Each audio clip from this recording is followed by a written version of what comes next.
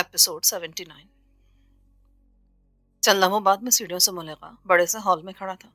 साथ के एतबार से यह टीवी लॉन्च था, मगर ना यहाँ तो कोई सिटिंग पोर्शन था और ना किसी दीवार पर टीवी नस्ब था। किसी गोशे में टीवी ट्रॉली भी दिखाई नहीं दे रही थी। दूधिया बल्बों की मलगुजी रोशनी फैली हुई थी। 4 कमरों के दरवाजे और एक कदरे कुशादा गैलरी का दहाना दिखाई दे रहा था। मैंने तूफानी अंदाज में चारों कमरे खोलकर चेक किए। वो आम देहाती नौयत के रहायशी कमरे थे जो इस वक्त खाली थे।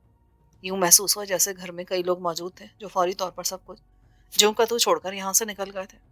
ये बड़ी हैरान कुन बात थी, क्योंकि मैंने हवेली से किसी को निकलते नहीं देखा था।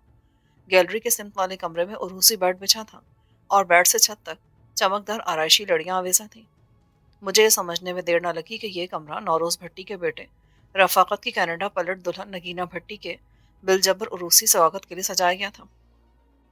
मैंने अंधाधुंध अंदाज में हाथ चलाए, सरसरी तलाशी ली। ऑफ वाइट कलर का एक वाइट पर्ल वाला पर्स कपड़ों की दीवार गिर चौबी अलमारी से मिला। मैंने उसे खोलना चाहा तो खुला नहीं। उसका मैकेनिज्म समझ में न आया तो मैंने साइड जिप खोली। एक क्रेडिट कार्ड और चंद बोर्डिंग स्लिप मिली जिन पर अंग्रेजी में नगीना सजन का नाम टाइप किया गया था। मैंने आस की कैफियत में पर्स को दोनों हाथों में थामा और ऊपर तले कई झटके दिए। उसका लॉक पैनल टूट गया।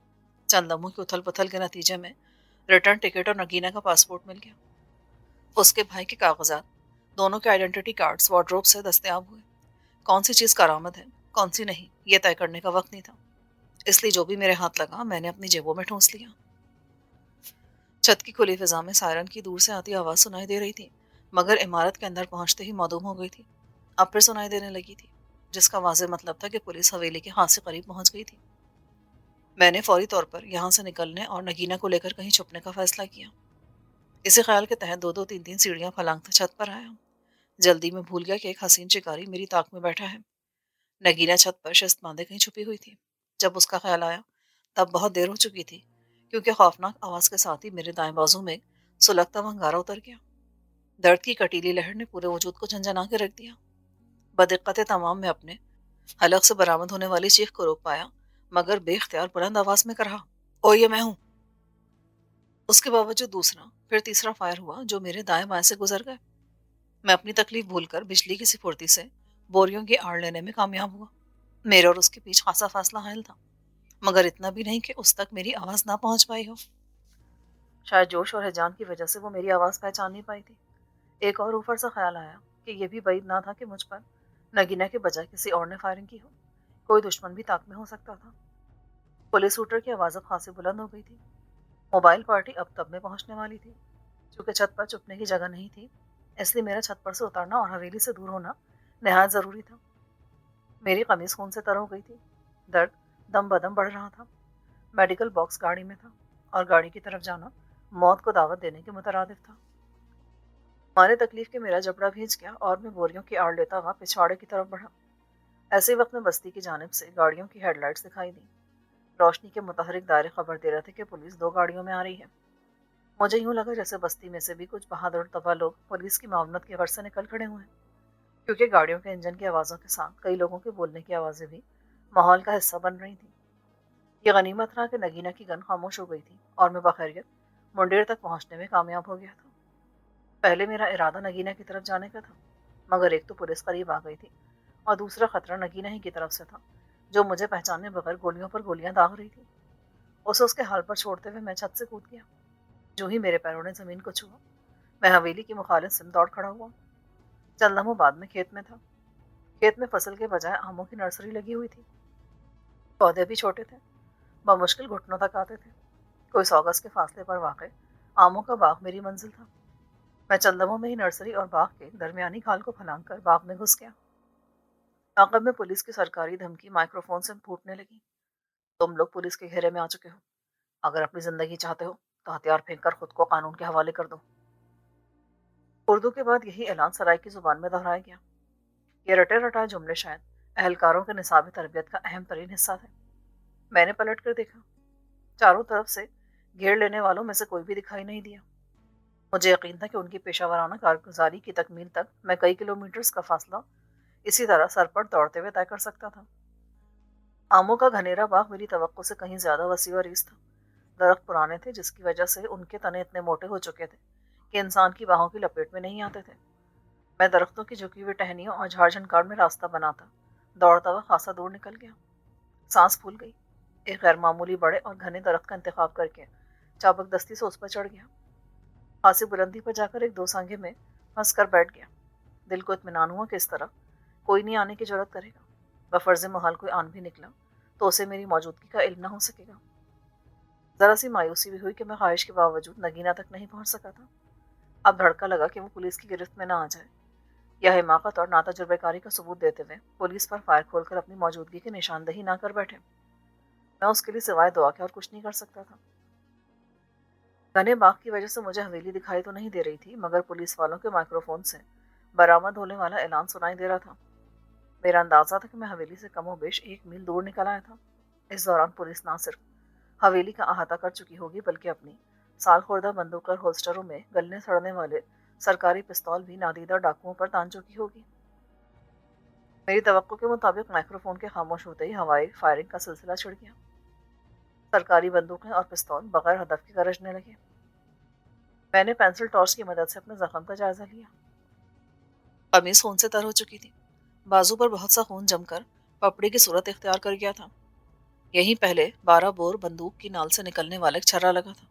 یہیں گولی لگ گئی تھی، مگر یہ دیکھ کر کہ گولی ہڈی اور اعصاب کو چھوئے بغیر ماंس کو پھاڑتے ہوئے نکل گئی تھی، دل کو ذرا اطمینان ہوا، کیونکہ اب زخم میں زہر پھیلنے کا اندیشہ نہیں رہا تھا۔ میں نے اپنی بنیان پھاڑی، پٹی بنائی اور دانتوں کی مدد سے بازو پر کس کر باندھ لی۔ ایسا کرنے سے درد میں کچھ افاقہ ہوا۔ پولیس اہلکاروں کی کارروائی کا دورانیہ بمشکل 10 منٹ تھا۔ اس کے بعد خاموشی چھا گئی۔ انہیں نگینہ ملی یا نہیں، اندازہ نہ ہو سکا۔ یہ بھی علم نہ ہو سکا کہ پولیس کی آمد پر کہیں چھپے ہوئے حویلی کے مکین باہر نکلے تھے یا نہیں۔ ہو سکتا تھا کہ پولیس جھک مار کر اگلی سرکاری کارروائی میں رجھ گئی ہو۔ پھر اس اعصاب شکن خاموشی میں آدھا گھنٹہ گزر گیا۔ اس دوران شاید ہمیں تلاش کیا جاتا رہا، مگر اس باغ کی طرف جہاں میں چھپا تھا کوئی سپاہی نہیں آیا۔ جب مجھے یقین ہو گیا کہ وہ چلے گئے ہیں تو میں اپنی کمین گاہ سے نکل کر حویلی کی طرف تیز تیز قدموں سے چل پڑا۔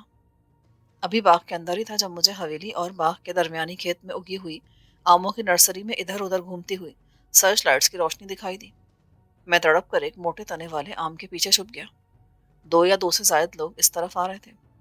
میں نے احتیاطاً چند لمحوں میں ہی پیڑ پر چڑھ کر اپنے آپ کو گھنی شاخوں میں چھپا لیا۔ منٹ بھر بعد وہ باغ میں داخل ہوئے۔ آپس میں باتیں کرتے ہوئے میری طرف چلے آئے۔ وہ مجھے تلاش کر رہے تھے۔ ان کی آوازوں سے یہ نتیجہ اخذ ہوتا تھا کہ ان کے نزدیک ہم ڈاکوؤں کی تعداد 4-5 یا اس سے بھی زیادہ تھی، اور ہم حویلی میں لوٹ مار کی غرض سے حملہ آور ہوئے تھے۔ وہ سرائکی میں باتیں کر رہے تھے۔ یہ اندازہ نہیں ہوتا تھا کہ وہ پولیس والے تھے یا حویلی کے مکین، مگر وہ چند لمحوں بعد عین اسی پیڑ کے نیچے آن رکے جس پر میں چھپا تھا۔ میں چاہتا تو چند ٹہنیاں ہٹا کر انہیں دیکھ سکتا تھا، مگر کوئی خطرہ مول لینے کے موڈ میں نہ ہونے کی وجہ سے میں دبکا بیٹھا رہا۔ ان میں سے ایک بولا، یار یہ باغ تو بہت بڑا ہے، اس میں 2-4 بندے تو کیا پوری کی پوری پلٹن چھپ سکتی ہے۔ چلو واپس چلیں، یہ نہ ہو کہ وہ فتنے مارے جائیں، ان لوگوں کے پاس بہت جدید اسلحہ ہوتا ہے۔ ایک طرفہ مکالمہ سنتے ہی مجھے یقین ہو گیا کہ وہ پولیس کے جریح اہلکار تھے۔ اور صاحب سے کیا کہیں گے؟ کہنا کیا ہے، یہی کہنا کہ وہ باغ میں چھپے ہوئے نہیں ہیں، کہیں اور دفان ہو گئے ہیں، بلکہ سچ تو یہ ہے کہ وہ ہمارے خوف سے دم دبا کر ہوا ہو گئے ہیں۔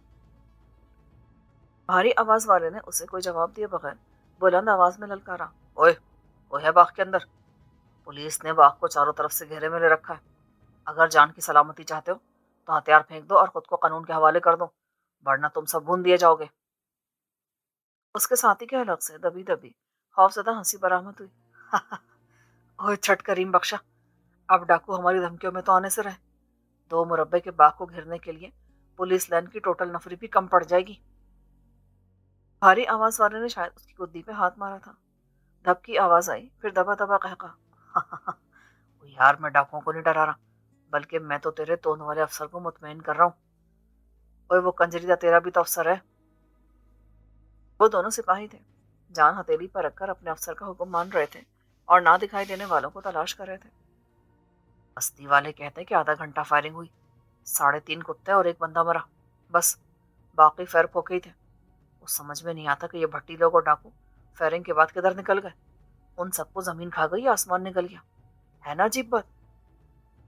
میرا تو خیال ہے کہ ڈاکوؤں کو ہمارے آنے کا پتہ چل گیا تھا، وہ گھر والوں کو یرغمال بنا کر یہاں سے نکل گئے ہیں، پر گاڑی تو وہیں کھڑی ہے۔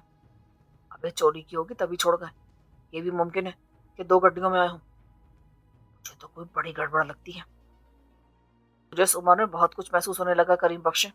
वो यहाँ से सीधा दिमाग के किसी सियाने डॉक्टर के पास जाना। और तेरी तो वैसे कुछ देर और रुकते हैं ताकि वो दोनों इंस्पेक्टर समझे कि हम बाघ की तलाशी ले रहे हैं। उसने खासे पते की बात की थी। वो बड़े गधे का बच्चा तोंदू खान खुद तो डर के मारे दूर खड़ा है, जबकि हमें मौत के मुंह में धकेल दिया उस साले ने। तुम्हारी बात तो ठीक है, पर मुझे भी डर लग रहा है। ये तेरे की बंदूक हाथ में, जिसम पे काली वर्दी है, फिर भी डर रहे हो। करीम बख्श ने फिर हाथों का भोंपू बनाया और एलानिया जुमले अदा किए।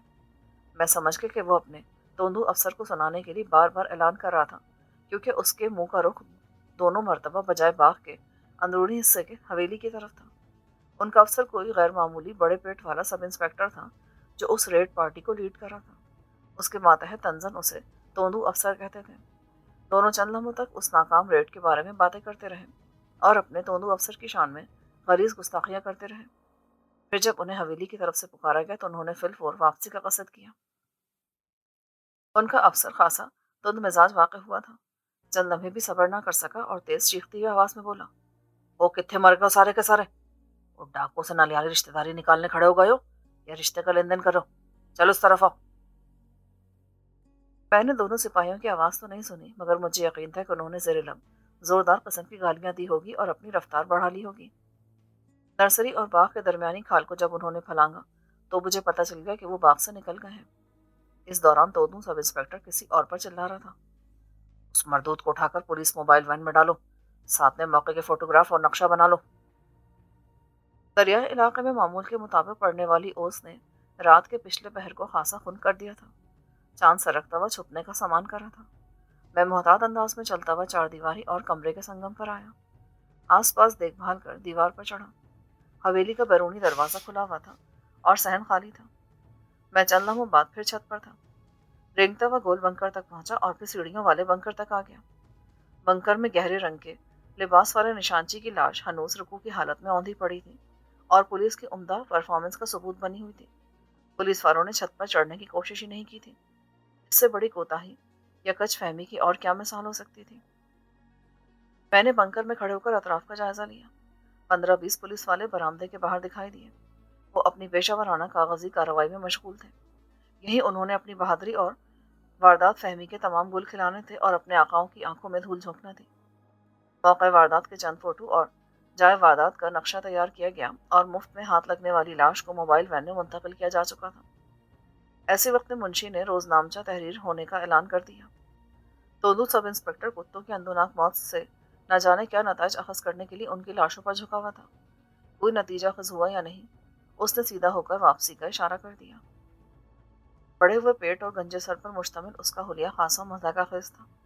आम हालात में उसे देखकर अपनी हंसी पर काबू पाना खासा दिल गुर्दे का काम था। मेरा अंदेशा महव हो गया। नगीना पुलिस वालों के नरगे में दिखाई न दी। वो या तो कहीं दूर निकल गई थी या करीब रहकर किसी पेड़ पर दुबकी हुई थी। पुलिस की दोनों घूमती बत्ती वाली मोबाइल गाड़ियों के अकब में 20 के करीब देहाती एक जत्थे की सूरत में खड़े आपस में महवे कलाम थे और बड़ी तवज्जो से पुलिस की दफ्तरी कार्रवाई को बनजर इश्तियाक मुलाजा कर रहे थे। अक्सर ने हाथों में लंबी लंबी डांगे थामी हुई थी, जबकि दो चार के कंधों पर लटकी हुई राइफलें नजर आ रही थीं। उर्फ आम में उन्हें कच्ची राइफलें कहा जाता है क्योंकि उनमें पक्की गोली के बजाय छर्रों वाले कारतूस डाले जाते हैं। ऊंची नीची आवाज़ों का मिला जुला शोर माहौल में रचा बसा था। तकरीबन सभी इस राय पर मुत्तफिक थे कि पुलिस के डर से डाकू फरार हो गए हैं। एक बुलंद कामत देहाती अपनी भारी आवाज़ में मुख्तलिफ नज़रिया पेश कर रहा था कि डाकू पुलिस का होटर सुनते ही भट्टियों को यरगमाल बनाकर कहीं छुप गए हैं। एक दो सिपाहियों ने उसके नज़रिए को तौसीक दी, मगर एक नोकीली मूँछों वाला दुबला पतला देहाती सराइकी में मुखातिब हुआ। मेरा ख्याल है कि उसे डाकुओं की आमद का पहले से इल्म था। नौरोज भट्टी कच्ची गोलियां नहीं खेलता, इसलिए वो खैर मोहम्मद को पहरे पर खड़ा करके अपने खानदान को समेट कर किसी तरफ निकल गया है। एक और देहाती बुलंद आवाज में मोहरे तस्दीक साबित करने लगा। नौरोज भट्टी की हवेली में डाकू क्या लेने आएंगे? मुझे तो ये कोई पुरानी दुश्मनी का चक्कर लगता है। मेरे देखते ही देखते पुलिस खैर मोहम्मद नामी पहरेदार की लाश लेकर रवाना हो गई। राजमा वाले रास्ते पर पहुंचकर दोनों गाड़ियां रुक गई। दो सिपाही डाले से उतरे। उनका रुख उस जानिब था जहां मेरी गाड़ी खड़ी थी। ये देखकर मेरे हलक से करह जैसी आवाज निकली کہ چند لمحوں بعد پولیس کی دونوں گاڑیوں کے درمیان میری سفید کروڑا چلتی ہوئی بستی کی جانب بڑھ گئی تھی۔ کم وقت میری گاڑی اپنے ساتھ تھانے لے گئے تھے۔ میری واپسی کی راہ میں بہت بڑی رکاوٹ آن حائل ہوئی تھی۔ میں جس شان سے مقتل کی طرف آیا تھا اس شان سے واپسی ممکن نہیں رہی تھی۔ دیہاتیوں نے دو چار مرتبہ بلند آواز میں نوروز بھٹی اور اس کے بیٹوں کو پکارا۔ ایک نے ہاتھوں کا بھوپو بنا کر اعلان کیا، نوروز بھٹی، اگر تم سن رہے ہو تو ڈرے بغیر باہر آ جاؤ، ہم تمام بستی والے تمہاری مدد کے لیے اسلحہ سمیت باہر کھڑے ہیں۔ اس کی آواز غیر معمولی طور پر طاقتور تھی اور میری دانست میں میل بھر کا سفر طے کر گئی ہوگی۔ اس نے 3 مرتبہ اپنا جملہ اسی انداز میں دہرایا، پھر اپنے ساتھیوں سے بولا، مانو یا نہ مانو، نوروز بھٹی اپنے اہل و عیال کو لے کر دریا کی طرف نکل گیا ہے۔ وہ سب اپنی اپنی بولیاں بولتے بستی کی طرف چل دیے۔ میرے پاس گھڑی نہیں تھی، محض اندازہ تھا کہ 3 سے کچھ اوپر تلے کا عمل تھا جب میں نے پہلے مدھم آواز میں پھر قدرے بلند آواز میں نگینہ کو پکارا۔ جواب ندارد۔ میرا ماتھا ٹھنکا۔ میں بنکر میں کھڑا ہو گیا۔ حویلی کے اگلے باغ میں جہاں میری دانست میں اسے چھپا ہونا چاہیے تھا، آنکھیں پھاڑ پھاڑ کر دیکھا۔ یہ سراسر اضطراری کوشش تھی، ورنہ اس کے یوں دکھائی دینے کا جواز نہ تھا۔ وہ گھنے درختوں میں ہی کہیں چھپی ہوئی تھی۔ میں نے پھر پکارا مگر مایوس رہا۔ وہ یا تو کہیں دور نکل گئی تھی یا میری آواز کو نہیں پہچان رہی تھی۔ میں سیڑھیوں اتر کر ٹی وی لاؤنج میں آ گیا۔ ایک بھاری مردانہ آواز سن کر ٹھٹک کر رک گیا۔ اعصاب یکدم تن گئے اور میں بجلی کی سی تیزی سے سیڑھیوں سے آگے کو نکلی ہوئی کمرے کی دیوار کی اوٹ میں دبک گیا۔ آواز بدستور آ رہی تھی مگر سمجھ میں نہیں آ رہی تھی۔ جھانک کر لاؤنج میں دیکھا تو چونک گیا۔ گیلری کی جانب واقع عروسی آرائش والے کمرے کا دروازہ نیم بند تھا، حالانکہ میں نے تلاشی لینے کے بعد کسی بھی دروازے کو بند نہیں کیا تھا۔ باقی کمروں کے دروازے پہلے کی طرح چوپٹ کھلے تھے۔ جو بھی تھا وہ اسی نیم بند دروازے کے پرے یعنی تزئین یافتہ بیڈ روم میں ہی موجود تھا۔ میں نے گن اور پستول فائر پوزیشن میں تھامے اور دبے پاؤں چلتا ہوا بیڈ روم کے دروازے پر آیا۔ احتیاط سے اندر نگاہ ڈالی۔ اندر کا منظر دیکھ کر میرے پورے بدن کو یکدم سخت جھٹکا لگا۔ نگینہ بیڈ پر اوندھے منہ پڑی تھی، جبکہ ہلکے نیلے رنگ کا شلوار قمیض میں ملبوس لمبا تڑنگا مرد بیڈ پر پیر رکھے اس پر جھکا ہوا تھا۔ وہ قدرے نیچی آواز میں غرا رہا تھا، کمزاد، سیدھی طرح بول دے ورنہ مار مار کے چمڑی کو دھڑ دوں گا۔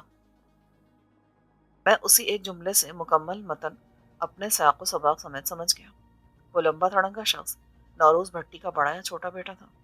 اس نے کسی نہ کسی طرح نگینہ پر قابو پا لیا تھا اور اب اس سے اس کے ساتھی یا ساتھیوں کے بارے میں دریافت کرا تھا۔ نگینہ کو میں نے فوری طور پر اس کے لباس کی وجہ سے پہچانا، ورنہ اس کا چہرہ دکھائی نہیں دے رہا تھا۔ اس کے سنہرے ریشمی بالوں کا جوڑا کھل گیا تھا جس سے اس کے بال چہرے پر بکھر گئے تھے۔ اس کا جھٹکے لیتا بدن چغلی کر رہا تھا کہ وہ سسکیاں لے رہی ہیں۔ میں نے ارد گرد دیکھا، یوں لگا جیسے ہم تینوں کے علاوہ حویلی میں بدستور کوئی موجود نہیں ہے۔ اس کے باوجود بہت زیادہ احتیاط کی ضرورت تھی، کیونکہ جس طرح رازداری سے وہ شخص کہیں سے نکل کر میرے سامنے آ گیا تھا، ایسے ہی باقی لوگ بھی کسی لمحے جنوں بھوتوں کی طرح دیوار پھاڑ کر سامنے آ سکتے تھے۔ میرے اس یقین کو تقویت ملی کہ اس حویلی میں کسی سرنگ یا خفیہ تہخانے کا دہانہ تھا۔ میں نے پاؤں کی مدد سے دروازے کو بے آواز انداز میں دھکیلا اور آنے واحد میں کمرے میں داخل ہو گیا۔ چونکہ نگینہ سے باس پوس کرنے والے کی پشت دروازے کی طرف تھی اور وہ اوندھے منہ بیڈ پر پڑی تھی، اس لیے دونوں کو ہی میری آمد کا پتہ نہ چلا۔ میں بجلی کی سی مستعدی سے طویل قامت کے عقب میں پہنچا اور گن کی نال اس کی کمر سے لگا دی۔ کاربین بیڈ پر رکھ کر دونوں ہاتھ اوپر اٹھا لو ورنہ تمہارا جسم چھلنی کر دوں گا۔ میری نہایت سرد آواز نے اس کے آسان خطا کر دی اور وہ پلٹتے پلٹتے ایک دم رک گیا۔ تم کون ہو؟ جو کہہ رہا ہوں وہ کرو ورنہ۔ اس نے سست انداز میں کاربین بیڈ کے میٹرس پہ رکھ دی۔ میری آواز سن کر نگینہ رونا بھول کر اٹھ بیٹھی۔ مجھے دیکھ کر اس کی آنکھوں میں چمک پیدا ہوئی اور اس نے طویل قامت شخص کی رکھی ہوئی کاربین اٹھانے اور اس پر تاننے میں بمشکل 1 سیکنڈ کا وقت لیا۔ میں اسے نظر انداز کرتے ہوئے طویل قامت کی طرف متوجہ ہوا اور اسے گن کی نال سے دیوار کی جانب دھکیلا۔ وہ بے چرچرا دیوار تک چلا گیا اور میرے حکم پر ہاتھ سر سے اوپر کر کے کھڑا ہو گیا۔ کون ہو تم؟ وہ خاموش رہا تو نگینہ بولی، یہ باسٹرڈ امانت ہے، اسی کتے کے پلے نے میرے بھائی کو مارا تھا۔ اوہ! میرے حلق سے بے ساختہ ہنکارا نکلا۔ طویل قامت بنا کر بولا، میں تیری زبان کتی سے کھینچ لوں گا حرامزادی، تو مجھے جانتی نہیں ہے۔ تم کہاں چھپے ہوئے تھے؟ وہ میرے سوال کا جواب دینے کے بجائے اکھڑ لہجے میں بولا، گدھے کے بچے، زندگی کی خیر مناؤ اور 1 منٹ سے پہلے حویلی سے نکل جاؤ ورنہ چوہے کی طرح مارے جاؤ گے۔ تم جانتے نہیں ہو میں کون ہوں۔ میں تو اب تک تمہاری جوانی پر ترس کھا رہا ہوں ورنہ تمہیں چیونٹی کی طرح مسل کے رکھ دوں۔ میرے لبوں پر استہزائیہ مسکراہٹ آ گئی۔ میں کچھ کہنا چاہتا تھا کہ نگینا میرے پہلو سے نکل کر سامنے آئی۔ میں نے اسے ایک لمحے کو دیکھا۔ اس کا چہرہ بے حد سپاٹ اور آنکھیں بے حد خون آشام تھی۔ میں اس کی قلبی کیفیت سمجھ گیا مگر اسے روکنے میں دیر کر بیٹھا۔ اس نے دانت کچکچا کر فائر کر دیا۔ کاربین کی گولی کمرے میں خوفناک گرج پیدا کرتے ہوئے امانت بھٹی کی کمر میں جا گھسی۔ وہ تڑپ کر پلٹا۔ ایسے میں اس کے حلق سے گھوٹی گھوٹی چیخ نکل گئی۔ میرا دھکا کھا کر کمر کے بل دیوار سے جا لگا۔ اس کا چہرہ خوف اور تکلیف سے خاصا ڈراؤنا ہو گیا تھا۔ جبڑا بھیج جانے سے چہرے کے اعصاب ابھر آئے تھے۔ ایسے میں نگینا کی بھررائی ہوئی آواز میرے کانوں میں پڑی۔ کمینے، تم نے میرے انوسنٹ بردر کو گولی مارا؟ No, no more breathing you have, no more beating. 3 گولیاں اس معصوم کے سینے میں تم نے بغیر کسی جرم کے اتار دی۔ اس نے دانت پیس کر کاربین کا ٹریگر دبا دیا۔ گولی نہیں نکلی۔ اس میں ایک ہی گولی تھی جو چل چکی تھی۔ اس نے جھنجھلا کر کاربین کو اس کے سینے پہ کھینچ مارا۔ بجلی کی طرح تڑپ کر میرے الٹے ہاتھ کی طرف آئی۔ میرے ہاتھ سے ریوالور چھین کر گھرائی۔ ہماری پراپرٹی کے بھوکے، میں تجھے زندہ نہیں چھوڑ سکتی۔ میں نے اسے ڈانٹا۔ ہوش میں آنا کی نا۔ او یو شٹ اپ۔ وہ بھڑک کر بولی اور مجھے کچھ کہنے کا موقع دیے بغیر اس نے ایک ہی سانس میں 4 گولیاں امانت بھٹی کی چھاتی میں اتار دی۔ سائلنسر لگے ریوالور کی مخصوص ٹھک ٹھک کے بیچ میں امانت بھٹی نے چیخنے کے لیے منہ کھولا مگر حلق سے محض خرخراہٹ نکل سکی۔ آنکھیں خوف اور تکلیف سے پھٹنے کو آ گئی۔ میں چیخ کر نگینا کی طرف لپکا۔ وہ پیچھے ہٹ گئی۔ فائر کرنا چاہتی تھی مگر امانت کو لہرا کر فرش پر گرتا دیکھ کر رک گئی۔ چند ہی لمحوں میں فرش پر خون کا تالاب سا بن گیا۔ اس سے کچھ پوچھنے تو دیا ہوتا مجھے۔ I don't care. سمجھو کہ یہ مر گیا ہے۔ یہاں سے نکل چلے کیونکہ ہمارا کام ہو گیا ہے۔ کیا مطلب؟ میرے کاغذات؟ وہ میرے پاس ہے اور ابھی رفاقت اور اس کا باپ باقی ہے۔ میں ان کا بھی مرڈر کرنا چاہتی ہوں۔ او نو، تمہارے بھائی کو اس مرتوت نے مارا تھا، تم نے بدلہ لے لیا، اب چلتے ہیں۔ نہیں سر، اگر آپ جانا چاہتے ہیں تو چلے جائیں۔ جب تک وہ دونوں زندہ ہیں میں واپس نہیں جا سکتی۔ کہا نا، I can never go back. اس کے اس اٹل فیصلے کو سن کر میں کندھے اچکا کر رہ گیا۔ میں نے نگینا کو دیکھا۔ وہ کینا تو اس نظروں سے فرش پر لوٹ پوٹ ہوتے امانت بھٹی کو گھور رہی تھی۔ اس کا چہرہ اتنا سرخ ہو گیا تھا کہ رشتے میں خون کا گمان ہوتا تھا۔ میں نے لمبی سانس لی اور اسے اسی کیفیت میں چھوڑ کر کمرے سے نکل آیا۔ لاؤنج میں رک کر کچھ دیر سوچتا رہا۔ میرا پہلا کام اس مقام کو کھوجنا تھا جہاں بھٹی خاندان چھپا ہوا تھا۔ چاروں کمروں کو اس نقطہ نظر سے کھنگالا لیکن کچھ حاصل نہ ہوا۔ گیلری میں آیا۔ اس میں کچن اور اسٹور سمیت 4 کمرے تھے۔ چاروں عمومی استعمال کے تھے اور سامان کے علاوہ خالی تھے۔ لاؤنج میں آیا۔ مہمان خانے کی طرف جانے کا ارادہ رکھتا تھا مگر نگینا کو دروازے میں کھڑا پائے تو رک گیا۔ سر، آپ کیا تلاش کر رہے ہیں؟ یہاں کوئی تہخانہ ہے جس کا دروازہ ڈھونڈ رہا ہوں میں۔ اس کی آنکھوں میں حیرت آ گئی۔ مجھے لگا کہ اس کی حالت بہتر نہیں تھی۔ اسے خوب زدوکوب کیا گیا تھا۔ گالوں پر انگلیوں کے نشانات تھے۔ گریبان تھوڑا سا پھٹا ہوا تھا۔ بال بکھرے ہوئے تھے۔ اس مردود کے ہاتھ کیسے لگ گئی تھی؟ وہ اپنی ٹوٹی پھوٹی اردو اور انگریزی میں بتانے لگی۔ جب پولیس آئی میں اسی آم پر چڑھی ہوئی تھی جس کے نیچے آپ مجھے چھوڑ کر گئے تھے۔